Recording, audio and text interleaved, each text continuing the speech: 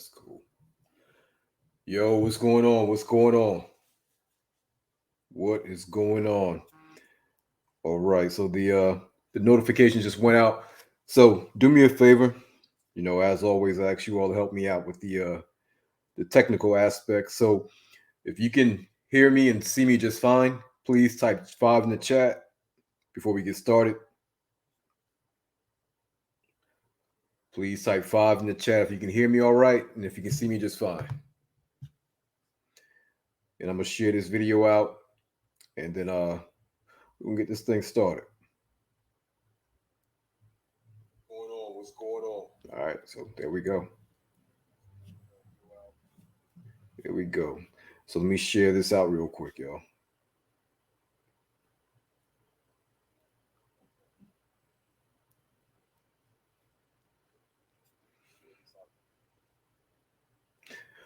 All right, cool. What's going on? Marla, what's going on? Fabian, what's going on? Michelle, what's going on? Danielle, what's going on? Danielle, Joan, Jaco, what's going on? Thank you all for being here tonight with me, and want to have a conversation. And I'm going to start doing these more often. Okay, conversations right now are very valuable. They're very important, and they're also becoming rare. And I never want to be the person who is forcing or mandating a certain thought. I never want to be in charge or telling anyone what they should think. And I don't think anyone should tell anyone what they should think. However, I would like for you all to think. And I know for the most part, you all who are watching this tonight, you're critical thinkers, you're analytical thinkers, you think for yourself. You dive into certain conversations in certain areas, even if it makes you uncomfortable, and even if it goes against something that you previously believed to be true.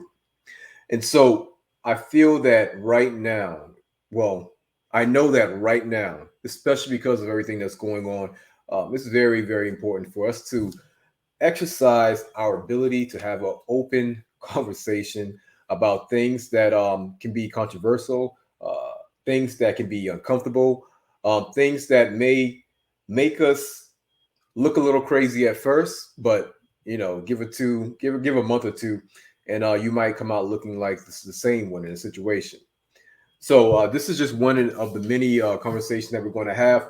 Um, and this one tonight is going to be about Delta Airlines. So I'm going to pull up an article. First of all, where's my manners? Where's my manners? How's everybody doing tonight? How's everybody doing? Y'all good? Yo, do me a favor, please go ahead, like the video if you like it. Please go ahead, share the video. What I'm going to do with this video, once we're done with it, I'm going to take it down off of Facebook and I'm going to put it on YouTube. So please check out the link in the description and subscribe to my YouTube channel, because I'm going to be doing more of my live videos and video content just in general over on YouTube. Me and Facebook, we're not really seeing eye to eye right now. Parts of my accounts are suspended, so we're not really seeing eye to eye right now. And I like YouTube better anyway. So please click the link in the description, head over to the YouTube, go ahead and subscribe, because I'll be moving over there. In addition to that, a little bit of house cleaning. Make sure you all aware that we are starting our the Fast Life 28-day challenge on next Monday. So not tomorrow or not today, but next Monday, which is September 13th. We'll be starting our challenge. The orientation for the challenge starts this week on Thursday. All members will be getting emails this week on Thursday for the orientation. Then you'll have access to everything to get you started. All right. So the Fast Life 20-day challenge starts next Monday. All right. Let's go ahead and get into this. I'm going to share my screen real quick with you all so I can read this article. All right.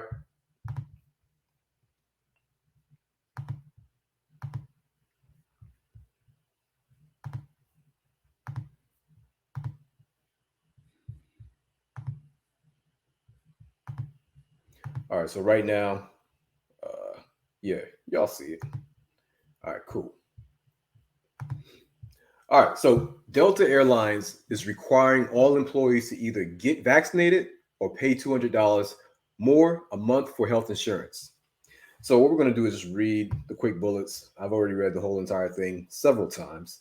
But essentially, here's the summary. So Delta Airline announces new requirement for employees, including rules on mask testing and vaccines on Wednesday.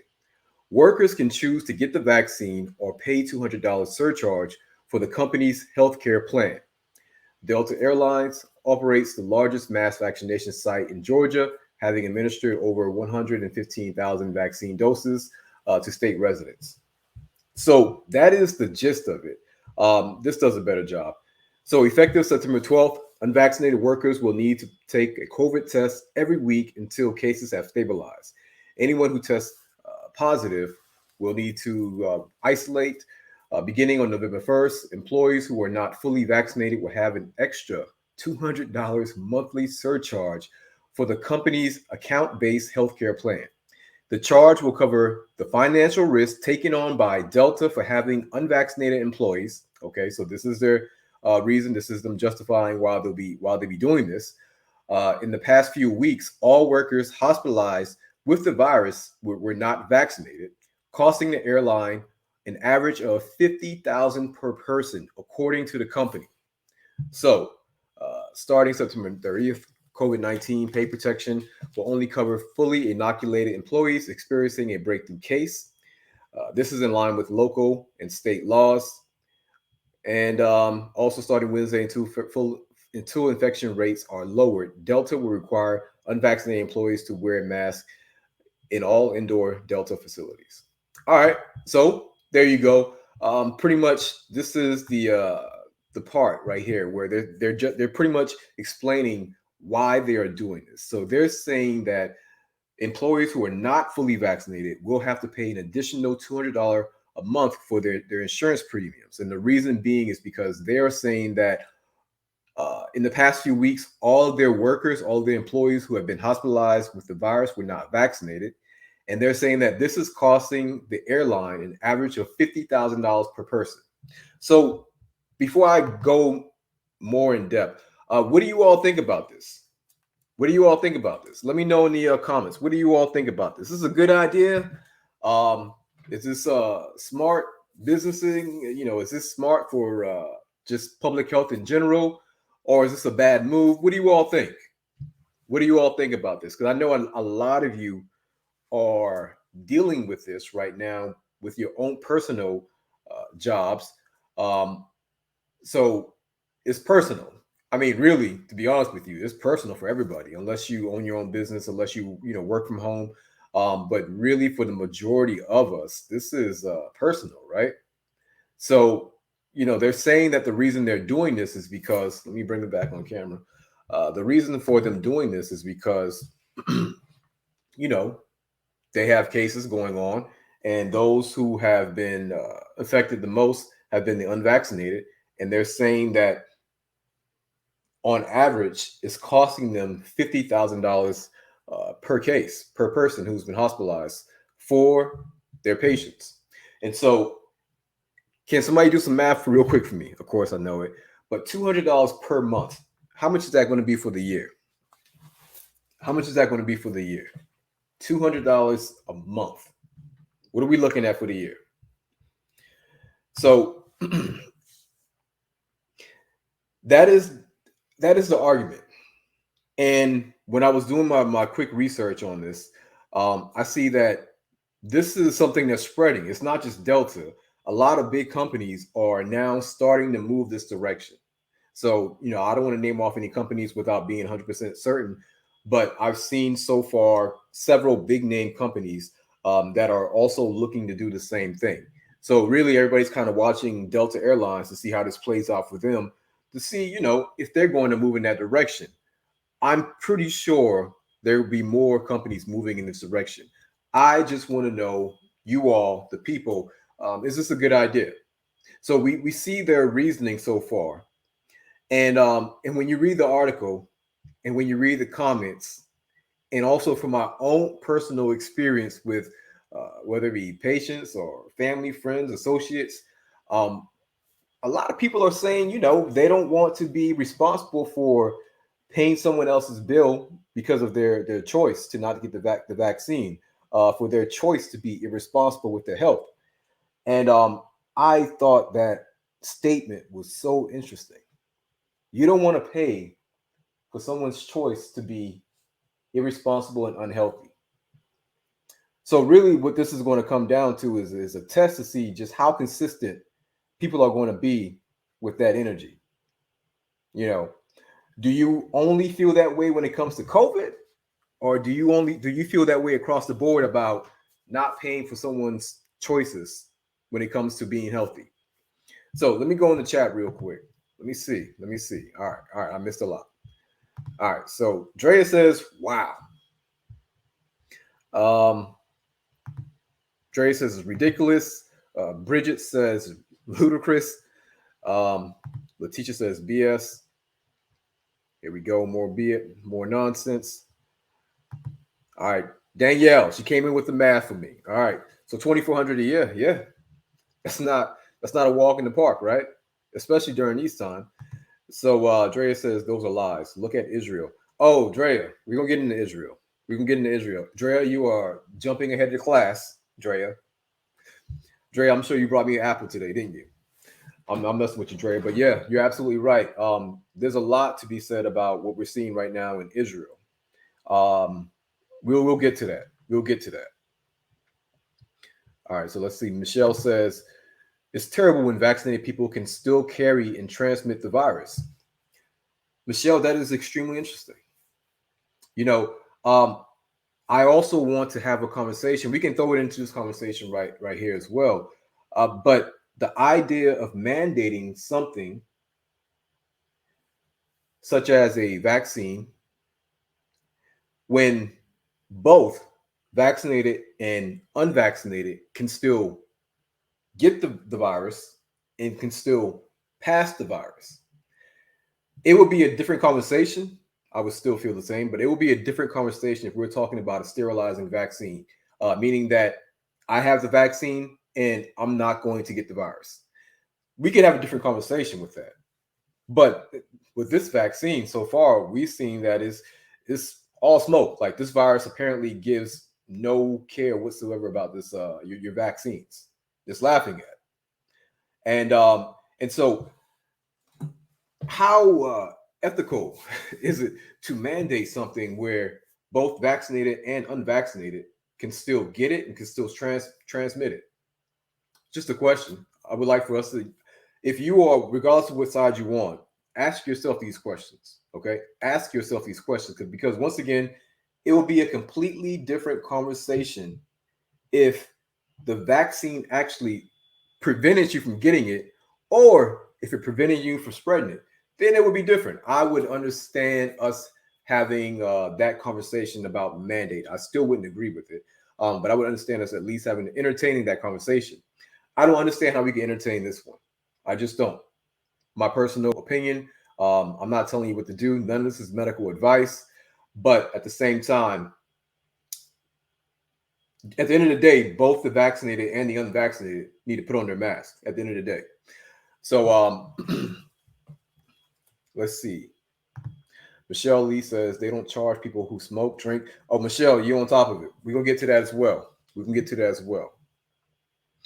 All right, so let me so anybody familiar with the Affordable Care Act? Anybody familiar with what they call Obamacare? And if you are, do you remember the initial goal of the Affordable Health Care Act / Obamacare? Do you remember why that thing came apart or came to be? Very interesting. The reason why it's so interesting is because if this happens, we are watching in real time decades of work be undone within a couple months. Does anybody agree? I mean, does anybody familiar? Is anybody familiar with the Affordable Health Care Act, Obamacare? Do you know why that came about? Do you know what the problems were as it pertains to healthcare or health insurance before the Affordable Health Care Act? So let me go this route. So before the Affordable Care Act, insurance was just insurance, just like with any insurance. It was all based on your risk. So when we look at other insurances, they're absolutely based on your history, right? We're talking about car insurance. Your car insurance is based on your driving record. So if you speed and you get speeding tickets, your insurance premium is going to be higher, right? And that makes sense. You speed, you're risky. The speed limit is 50, you're doing 70. You're risky. Um, if you run red lights, you're risky. You can get into an accident. Your premium is going to go up because you are more likely to get into a car accident, meaning that as an insurance company, I will more likely have to pay out of my pockets to take care of your vehicle. If you have a DUI, you're definitely risky. If you have a history of driving drunk, you're definitely risky. And so with car insurance policies, that's how those things will work. Same thing with life insurance. Now, see, life insurance, they don't play that game. They don't play these games.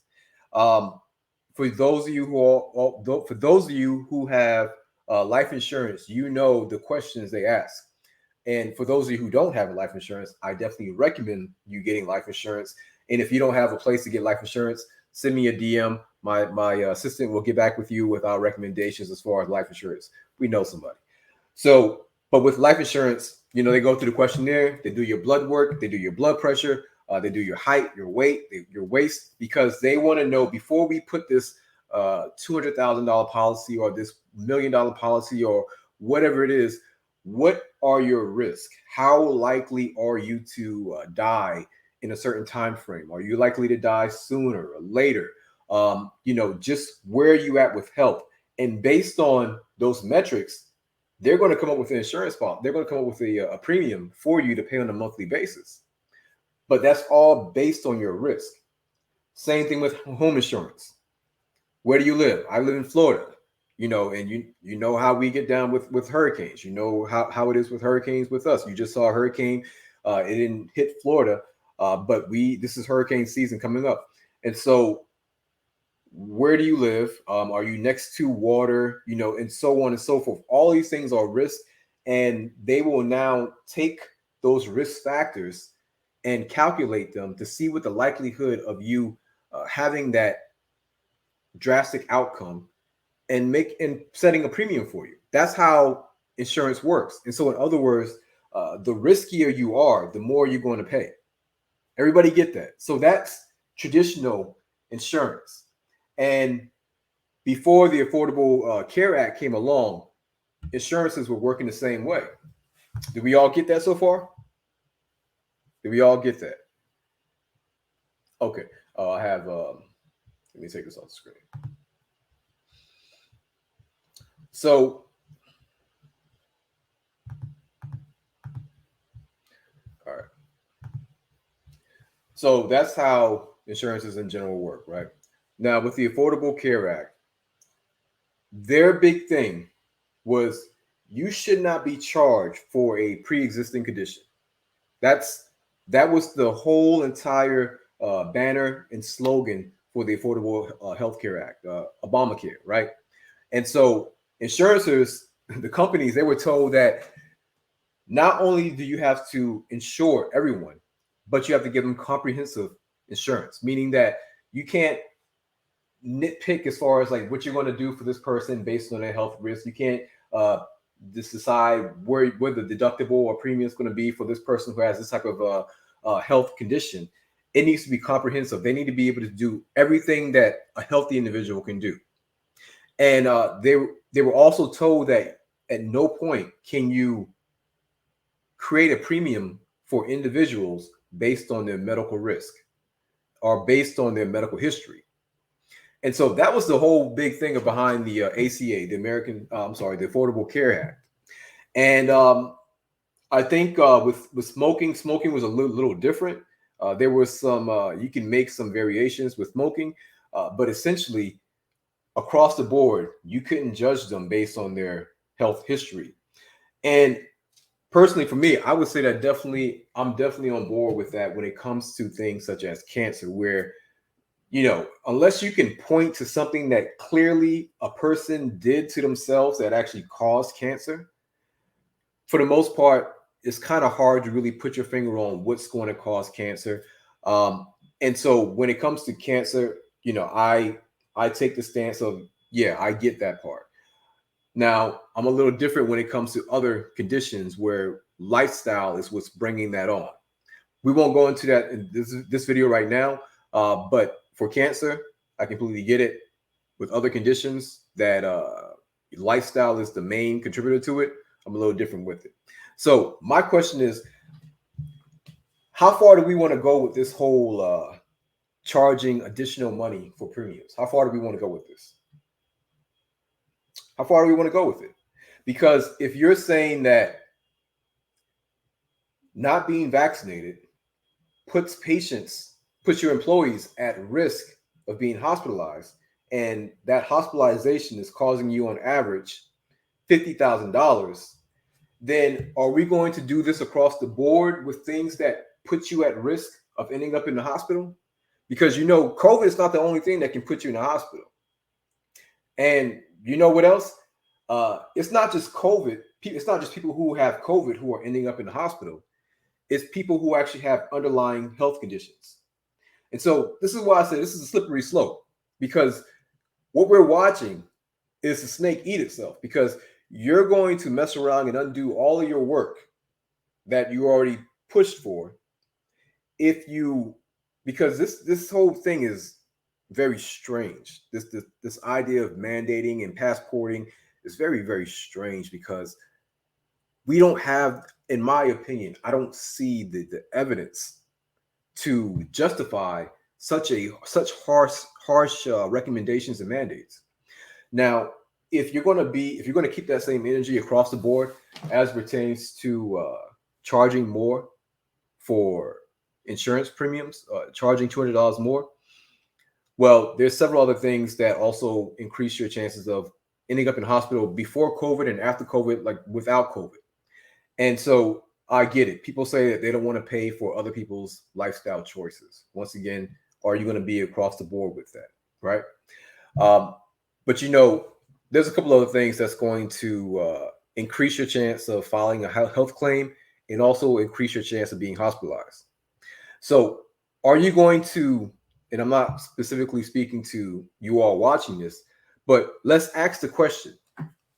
If someone being unvaccinated, based on what they're saying, is putting them at risk of getting the virus and being hospitalized, which you should all really question that stat. All right. Like, it's very interesting when you question that stat. Let me go back to the chat real quick, because I'm not. All right, cool. Okay, new comments. Gotcha. There's a lot of comments. So, right now, what is the percentage that you all have read or seen when they say the amount of people who are being hospitalized right now with COVID? What percentage are they claiming are the unvaccinated? What percentage? Anybody know? Go ahead and put it in the chat. While you're doing that, let me continue to cook. So we're talking about risk, right? So if you're saying that being unvaccinated will increase your chances of landing in the hospital, which will cost the company $50,000, what else will increase your chance? What about blood pressure? High blood pressure. Will that increase your chance? The answer is yes. We know that to be a fact. In fact, we know three things to be a fact. We know that insulin resistance is a risk. We know that being a type 2 diabetic is a risk. We know that having high blood pressure is also a risk. We know that 75 to 80% of people in the hospitals right now with COVID have those underlying conditions. We know that this is the truth. It's not me making that up. And so how can we look at that correlation, see such a high percentage of people, not only high blood pressure, type 2 diabetes, and obesity, insulin resistance. Obesity has a strong link to being hospitalized, but also vitamin D deficient. So are we going to look at those underlying conditions and then say, you know what? Let me just post. You know what, Danielle? thank you for your service. We appreciate you working here. We want you to continue working here. And I know you got the vaccine, so you don't have to worry about paying additional $200 for, you know, not being unvaccinated. You're not like those guys. But we do see that your blood pressure is slightly elevated, and it's been that way for the past several checkups with your doctor. Do you have high blood pressure? And if you say yes, and then we know that high blood pressure has a high correlation with you being hospitalized, are we now going to charge the person who is vaccinated an additional amount of money because, oh, no, Danielle, stop. Danielle, chill. I don't, hypothetical, Danielle. Hypothetical. I'll mess with you, Danielle. But are we now going to start, or are they going to now start charging people additional amounts for their blood pressure? Not just being not just being hypertensive, but being unmanaged. Are you going to be charged an additional amount for having blood pressure that is not within that range of 120 over 70? What if your blood pressure is 140 over 80? And they're saying, no, we need to get that 120 over 70.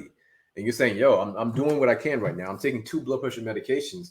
And they're saying, well, 2 is good, but 3 is better. So if you don't want to get charged an additional $200 a month, we're going to need you to get that blood pressure down to 120 over 70.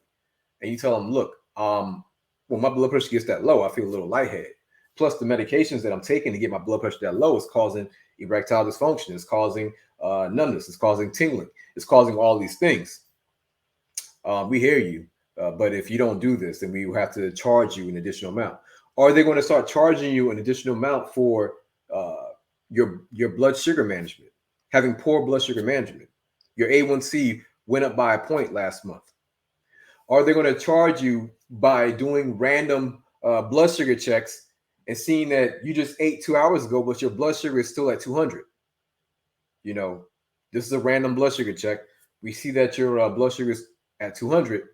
If we do this again and your blood sugar is still high, this means that you have not been managing your diabetes. So we will have to increase your premium. Now, this is a slippery slope, right? I mean, you can see that this can go a very long way. But this is the very same thing that the Affordable Health Care Act was fighting for. This is what the Obamacare Act was about. It was about, we don't want people to be penalized for having pre-existing health conditions. And so if you are saying that based on the risk that you have for ending up in the hospital, we're going to charge you an additional amount. Well, there are other risks that people may have that may land them in the hospital while also being vaccinated. Does that make sense to you all? Do you all see that there is there's some things that are not lining up? They're not making sense because either you're going to go across the board with this and then undo all the work that the Affordable Care Act has done, which is very strange because the very people who and I don't do the whole politics, the political aspect of it, but the very group that put that in place is also the both of these groups are now the ones who are saying, yeah, $200 a month for a premium sounds all right. So let me read these comments. All right. Let's see. Drea says people are already getting the booster shot and they're talking about getting a fourth. Yeah. So Drea, let me ask you a question. If you have to get something 3 times a year, 3 times within a calendar year, like how effective is it? If you have to get a vaccination 3 times within a calendar year, how effective is this thing? So the problem with us not being able to voice opinions or have open conversations, a lot of people won't be exposed to different ideas and different thoughts that might make them say to themselves, you know what, like, yeah, that's a good idea. Like, what other vaccine do we have to get that frequently in order for it to work? if you're just sitting around people who are just like pro, like, yeah, get it, don't ask any questions, get it, then like you're gonna think that way. And then somebody coming along and saying, yo, if it's so effective, why you gotta do it 3-4 times? And then you're like, because it wears off. Well, how long are we gonna play this whole wearing off game? Because there's proof, there's evidence of people who have been affected, have their natural immunity to it, and 6 months out, 8 months out, a year out, they still have their antibodies to it. So we're going to ignore those things and act like it doesn't exist. And I don't want to go in too many different directions with this conversation, but what proof, what evidence do we have that people who have already had the virus, got over it, have the antibodies, still need the vaccine? Like, what proof do we have that they need it? I thought the point of the vaccine, which, I mean, I'm only calling it a vaccine for the sake of conversation, but for me, there's still questions about, can we really consider this thing to be a vaccine? But if the proof of if the point of the vaccine was to stimulate the immune system in order to recognize the virus and be ready to defend itself, that the next time, if the virus should actually land in the body again, the body can now defend itself. Well, if you just had the real thing and now you just actually went through the real fight and you now have the real antibodies, why do I need this fake guy over here to come in my body and stimulate what? Stimulate something that's already stimulated the real way? You get what I'm saying? Like, yo, this person got legs and squats, I mean the legs and butt from putting in work, putting in pain. They didn't do any type of procedures, anything like that. They actually got their name for what they do based off of actually putting in work. They actually went through the real thing. And now this new guy who's synthetic, who's not real, is coming in and saying, yeah, but I can do it better. Says who? Says who? Because that's what they'll tell you. They'll say, but when you get the vaccine, you have a more robust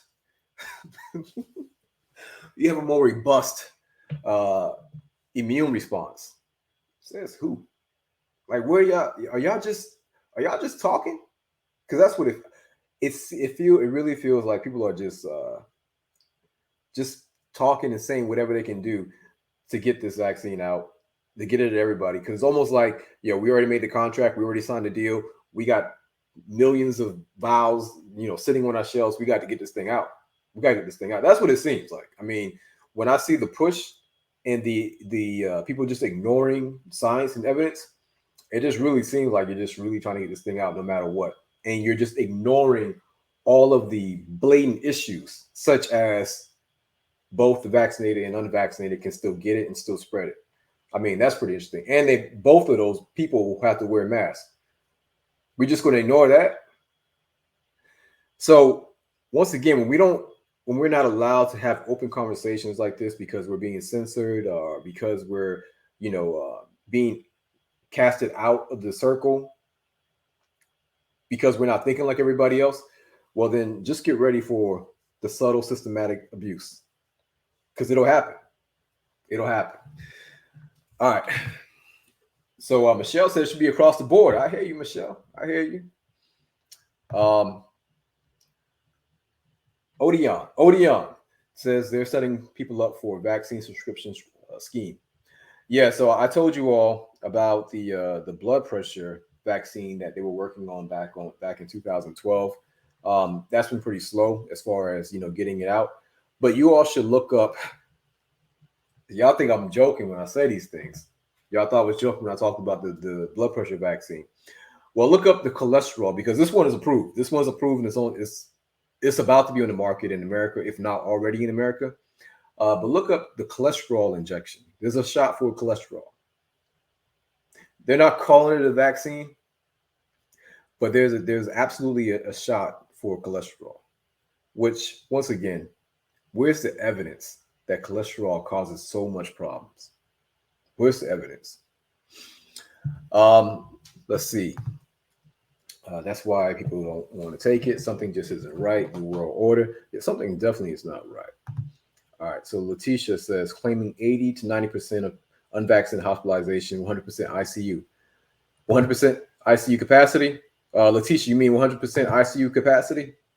Letitia, do me a favor. Or anyone do me a favor. What is the normal capacity for ICU? What do you normally find ICUs at when it goes to just capacity? Where they're usually at? Because this is something I did not know. But once again, just asking questions. When I keep hearing, people saying we're almost at 100% capacity, we're almost 100% capacity. I just asked a simple question, and I was blown away by the answer. I was like, "What's the normal capacity for ICU? Like, what do you usually see ICUs at?" And when I heard the answer, and I was like, "Ah, these motherfuckers." All right. So Danielle says they're claiming it's 95% current COVID patients are unvaccinated. So Danielle, do me or anyone, do me a favor.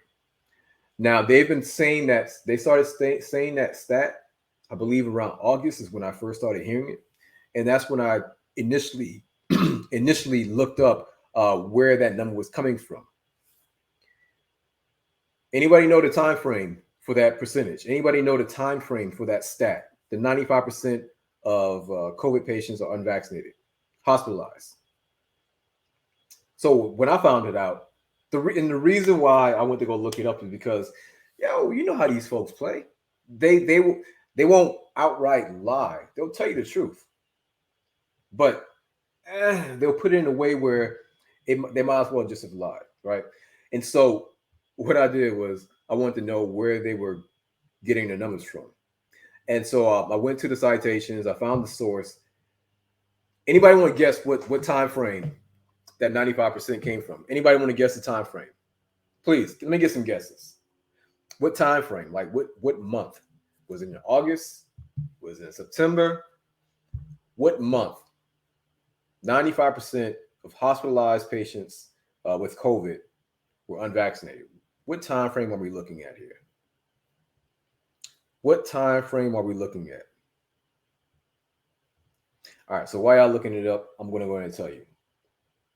The time frame that number came from was from January 2021 to May 2021. When did the vaccine start being rolled out? Who had a vaccine in January? Essentially no one. Essentially no one. So if in January, essentially no one had the vaccine, then patients who are hospitalized with COVID, of course they don't have the vaccine. So that's 100% of the patients hospitalized unvaccinated, right? February, March, April, it wasn't around because even in those months of March and April, the people who were getting the vaccines, it was still being given out to the frontline workers, frontline healthcare workers, people in nursing homes, and then it started spreading out. You really didn't start having a jump in vaccinations until recently. So we're talking about June, July timeframe. But to calculate January, February, March, April, May, and then to throw that number in and do the ratio, the percentage, I just find that to be problematic. I find that to be problematic. So let me go back to let me finish this conversation up as far as the additional surcharge, and then we're going to go ahead and move over. But I just want everybody to think about that. So if you're going to say that the reason why you're doing this additional $200 a month to the health premium because of the risk that patients are at and the likelihood that you as a company will have to pay for the hospital stay of $50,000, will you start doing this across the board with things such as high blood pressure, uncontrolled high blood pressure, uncontrolled diabetes, obesity? Are you now going to start charging your workers who don't fall a certain place on the BMI scale, even though there's some issues with BMI? How are you going to figure out those issues with the BMI scale? Are you going to start charging people additional amount because they may drink alcohol on the weekends? Are you going to start charging people more because they don't work out 3 to 4 times a week? So how consistent are you going to be with those things? Because all of those things are risk factors that we know to be a fact right now for those who are actually hospitalized. And so are you doing this because you truly care, or is there something else behind this? Are you doing it because you truly care about the patient, your employees, and you want to keep them out of the hospital, or is this something else going on? And then on top of that, the reason why people have to be careful about, just going around and, allowing these things to take place. So when they start talking about these pre-existing conditions, well, many of you have heard of the long haulers, right? So these are people who have been infected with COVID, and even though COVID has been, they've been, asymptomatic from COVID for the most part for 3 months, 4 months, 5 months, 6 months. They're still having some issues, whether it be difficulty breathing when on exertion, tachycardia, and the list goes on and on and on. And they're just giving this a title right now called long haulers. Well, are you going to eventually label that as a pre-existing condition? And so when people start trying to get a job and they have long hauler on their list of conditions, are they going to now be charged more for their insurance, even though they already got vaccinated, but they still landed in the hospital, and now they are also considered to be long? And so it just comes back to the snake eating itself. And this is what happens when you're not consistent across the board. And this is what happened when you have an agenda that's being driven by something that's not pure. And that's my opinion. And so, I've talked about this idea of political battering ram, right? So everybody knows what a battering ram is. So essentially, a battering ram is this heavy weight. It's almost like a log, but it's heavy. It's metal, extremely heavy. And that battering ram, with a team of 4 people or more, has the ability to knock a door down. What do they usually do with the battering ram once they get in? They usually toss it to the side. And so the people who want to get in are the ones actually holding the battering ram, but it's the battering ram itself that's really doing the work. This is actually doing the blunt force of the work. And then it gets tossed to the side. And then the people who actually want to get in, run in, and they do whatever they do. And that battering ram is just laying there rolling around like, yo, save some for me.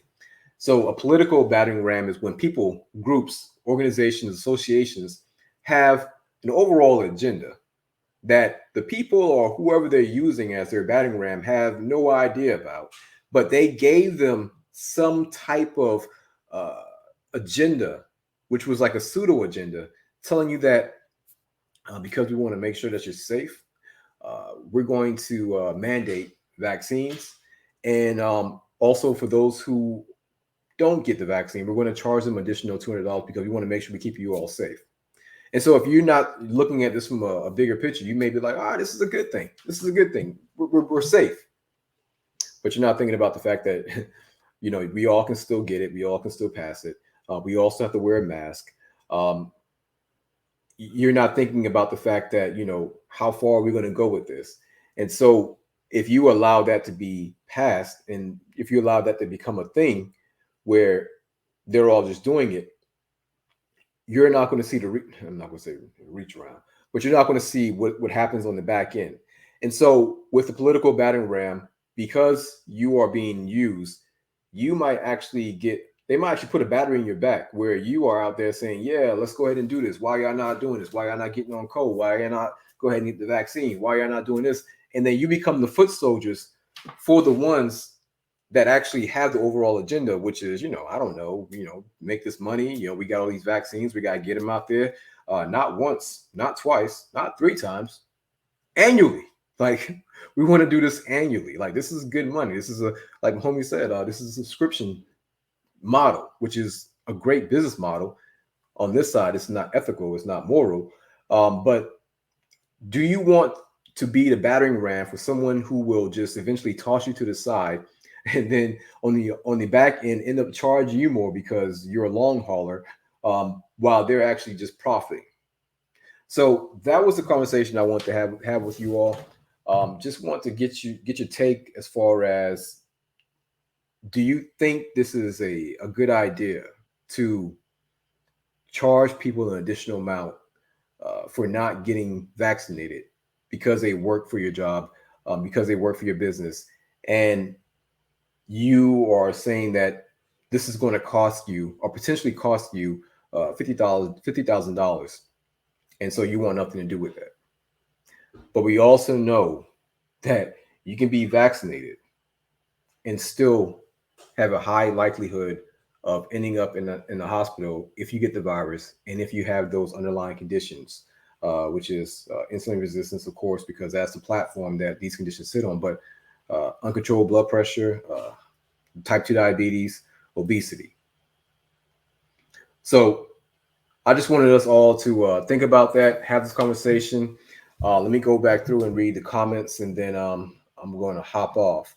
So let me go all the way up. I appreciate y'all being here. I appreciate y'all being here. All right.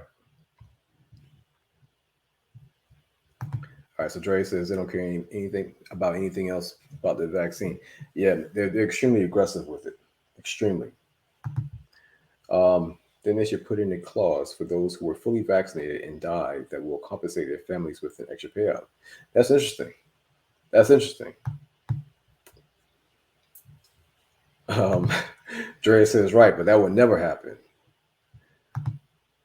Wait, what about HIPAA regulations? HIPAA? What's HIPAA?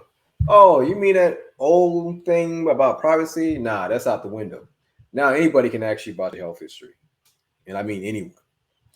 All right, Faye says 2 people that I know took the COVID vaccine and ended up dying within a week. Well, one, I'm definitely sorry to hear that. And they were in perfect health. I just don't trust it. And they don't talk about maintaining a healthy lifestyle. Absolutely. Once again, we know that they have the ability to get an effective campaign started. We see it right now. Why do we not see that same energy or similar energy when it comes to just the basic things? Like, we know for a fact that the percentage of people who are hospitalized with coronavirus, COVID-19, are vitamin D deficient. Vitamin D deficient. This should have been one of the main things that, whether it be Fauci, WHO, World Health Organization, FDA, like that should have been the main thing these folks were saying. Yo, y'all got to get your vitamin D levels up. Matter of fact, free vitamin D for everybody. You can go to your local nutrition store, go to your local pharmacy, go wherever. We got you. Vitamin D on deck. We need your vitamin D levels between this level and this level. But everybody has to get their vitamin D levels up, because right now, this is what we're seeing. Where was that at? Where was that at? Where was the advice and recommendations as far as the blood sugar? We see that high blood sugar, high correlation to being hospitalized with COVID. Therefore, y'all take it easy with the sodas and juices. It's not gonna look good for you as far as this virus goes. So, you know, I don't appreciate it. I don't believe it, because you can clearly see the issues, right? So Michelle says they've been trying to undo the Affordable Care Act since it started. Politics for you. Yeah, I've heard that a lot of people are not for it. Andrea says I don't think it's going across the board. It would only be for this vaccine, and you're probably right. All right, let's see. All right, the teacher says was infected last December and my antibodies have decreased dramatically. Okay. Yeah, I mean, so right now, the person, so I know several people who have the antibodies, and I believe they're both around 6 months with it. They're claiming that, their sister is about a year with it, which, that's anecdotal. But 6 months for sure that I know of. All right, let's see. And why are they blocking the poor people who are vaccine injury, calling them fake news and anti-vaxxers? Yeah, that's also interesting as well. The selective memory and the selective outrage. once again, you know, this is like I said, this is why it's important for us to have these conversations, because there's somebody who's watching this who, you know, they're probably afraid to kind of ask certain questions, or, you know, look in a different direction. But it's going to take a decent amount of us to really start to push these conversations and ask these questions in order for us to gather up enough people to be like, all right, you know, that's enough. That's enough. That's enough. No, I'm not gonna do that. I'm not gonna do that. All right, y'all. So I'm going to go ahead and close this up. Let me see.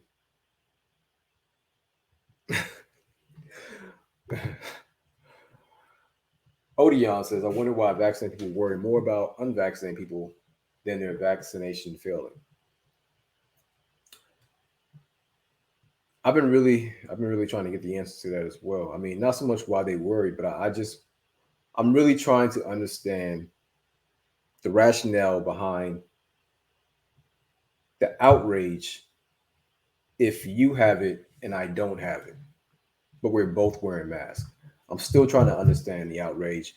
I haven't really gotten a clear answer. I mean, the most consistent answer, it still doesn't make sense, but the most consistent answer is apparently that my chances of ending up in the hospital will be decreased. But last year, that was the same stat for someone such as myself. So you're outraged because you're concerned about me, is what they're saying. Like, the reason why you over there huffing and puffing and mad is because you're worried about me. All right. Let's see. Uh-oh, what just happened? All right, y'all. I'm gonna try to read some more of these comments, and I'm gonna hop off. The government gang don't care about us. Sounds like it's all about money. Bingo. There's now a Vax long haul site. All right, and then Virginia. All right, y'all. So unless I see something, yeah, definitely scare tactics. Uh, let's not forget, you get charged for not having insurance. That's true. That's true. That is true. All right, y'all. So just think about that. All right. Definitely not telling you what to think. Definitely not asking you to agree with me. But just think about it. You know, like, how far are they going to go with this? Because once again, it won't just be Delta Airlines. Delta Airlines was just the first one. But they're going to try to make this a commonality. It's going to try to make this a common theme across the board with these major businesses. Whatever they can do to pretty much squeeze the block, like whatever they can do to put pressure on everyone without actually putting hands on you, because that's what they're doing. They're going for your pockets. They're going for your ability to move around, your civil liberties, whatever they can do short of actually just throwing it on you and stabbing into you. That's what they're going to be doing. And they're hitting you. They're going to be starting, you know, hitting you in the, not starting, but hitting you in the pockets. But at the same time, how much sense does that really make? When we see that both vaccinated and unvaccinated can still get infected and can still transmit it. How much sense does that make when we know that there are absolutely underlying conditions that makes you more susceptible to being hospitalized with the virus, and those are not being addressed, and those are not being penalized, which I'm not saying they should be penalized, but I'm just questioning the idea that it makes sense to now go back around and charge an additional $200 a month. Like, what happens at the end of the year? So let's say the end of the year goes by, and the person you've been charging $200 a month, so $2,400, will they get that money back if they made it through the year without being hospitalized? Nah, insurance don't work like that. You crazy? Insurance don't work like that. All right, y'all. So I appreciate y'all. Do me a favor, share the video, and also please go ahead, hit the link in the description, subscribe to my YouTube channel, because I'll be taking videos like this and putting it on YouTube, cutting them up, and doing more live videos over there on YouTube. In addition to that, next Monday we are starting our next round of the Fast Life 20-day challenge, which is my gospel. Fasting is my gospel. We already have a lot of members that's in the chat right now. If y'all want to say what's up, say what's up. And we'll be starting that challenge next Monday. Last day to sign up is this Friday. Orientation starts this Thursday. So if you're interested in that, click the link, and I'm gonna go ahead and get off. All right. So I appreciate y'all being here. Remember, this is our community, our responsibility. We have what it takes. We just gotta put in the work. All right. Peace. Appreciate y'all.